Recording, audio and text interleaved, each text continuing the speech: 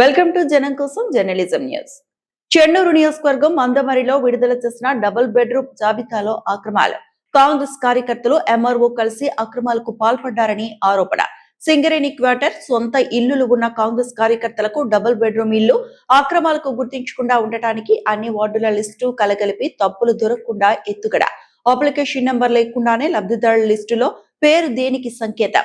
50,000 నుండి 70,000 తీసుకుని అర్హత జాబితాలో పేరు చేర్చినట్లు ఆరోపణ.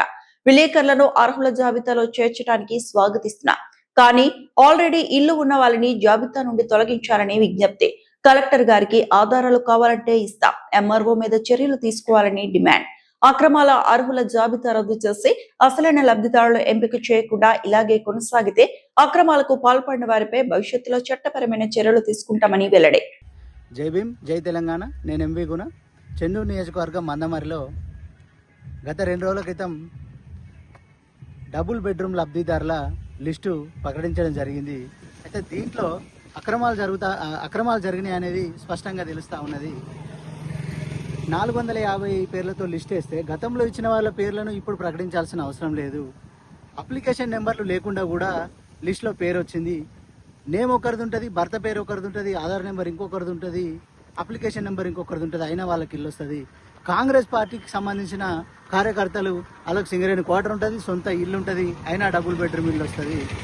దొర్లబంగ్లాల ఏరియాలో, మార్కెట్ ఏరియాలో కాకుండా కొంతమంది కాంగ్రెస్ కార్యకర్తలు ఒక్కటే ఇంట్లో ముగ్గురు అన్నదమ్ములకు డబుల్ బెడ్రూమ్ ఇల్లు ఇచ్చింది కూడా మనకు లిస్టులో కనిపిస్తూ ఉంది. ఇవన్నీ దాచిపెట్టడానికి అక్రమాలు జరిగినాయి అనే విషయాన్ని ఎవరు ఐడెంటిఫై చేయొద్దనే ఉద్దేశంతో గౌరవ మందమరి ఎంఆర్ఓ గారు ఈ మొత్తం 24 వార్డులో వార్డులన్నీ కలగలిపి లిస్ట్ ఇచ్చి ఎవరికి అంటే ఆధారాలు దొరకకుండా చేయాలనే ఉద్దేశంతో వాటిని కలగలిపి వార్డుల వైజ్గా కాకుండా విడివిడిగా ఇవ్వడం జరిగింది. మందమరి నాయకులతో కలిసి ఎంఆర్ఓ గారు ఏదైతే ప్రకటించారో అవన్నీ అక్రమాలకు పాల్పడి చేసినాయి అనేది అర్థమవుతా ఉంది.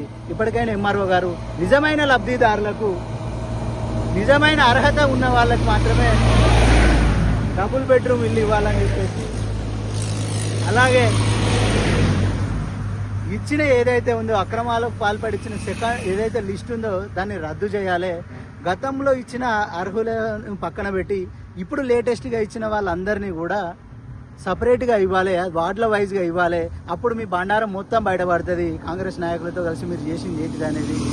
మందమరిలో కొంతమంది కాంగ్రెస్ పార్టీ నాయకులు 50 నుంచి 70,000 తీసుకొని టీఆర్ఎస్ పార్టీ కట్టించిన డబుల్ బెడ్రూమ్ ఇళ్లను కాంగ్రెస్ పార్టీ నాయకులు అమ్ముకున్నారంటే ఎంత దుర్మార్గమైన పరిస్థితి, ఎంత దౌర్భాగ్యం మందమరిలో అని చెప్పేసి అర్థమవుతా ఉన్నది.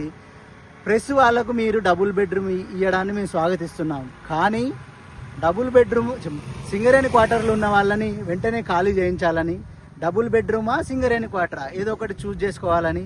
తర్వాత మందమరి హైవే మీద ఉన్న ఒక మిత్రుడు, నాకు దగ్గర వ్యక్తే, అన్నకు రిపోర్టర్కి కూడా డబుల్ బెడ్రూమ్ శాంక్షన్ అయింది. అది కరెక్ట్ కాదు. ఎందుకంటే ఆల్రెడీ ఇల్లులున్న వాళ్ళకి, సింగరేణి క్వార్టర్లు కబ్జా చేసిన వాళ్ళకి కాకుండా నిజమైన అర్హులకు ఇవ్వాలి.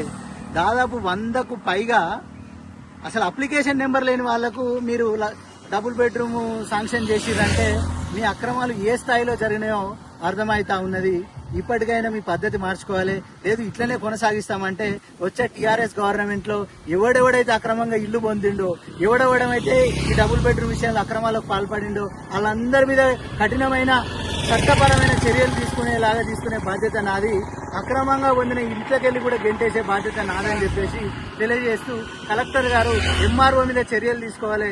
ఎందుకంటే ఆయన ఖచ్చితంగా అక్రమాలకు పాల్పడిండు. ఎందుకంటే నిజమైన లబ్ధిదారులు లేరు. మీకు ఆధారాలు కావాలంటే ఇవ్వడానికి నేను రెడీగా ఉన్నా.